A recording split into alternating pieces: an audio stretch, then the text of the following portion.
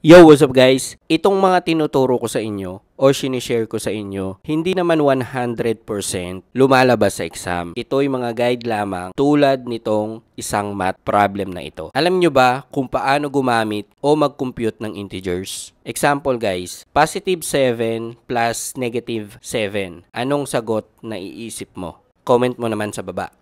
Ganito lang yan guys. If the integers have different sign, magiging subtraction na ito o minus. So, ang mangyayari dito, positive 7 minus 7.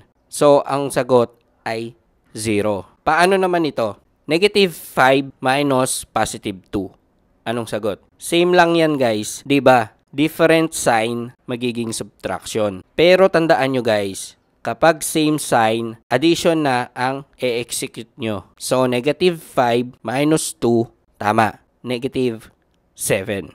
Kasi, parehas silang negative. Pero ang sagot, dapat negative din. Tandaan nyo lang. Paano naman kung ganito? Negative 10 plus positive 4. Anong sagot? Tandaan, same sign, mag-e-execute tayo ng addition. So, negative 10 plus 4, different sign, di ba? Kaya subtraction, tama.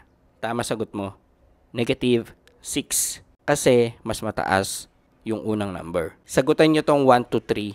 Comment nyo sa baba yung sagot nyo. Sana may natutunan kayo. See you sa next video. Good luck sa exam. Bye-bye!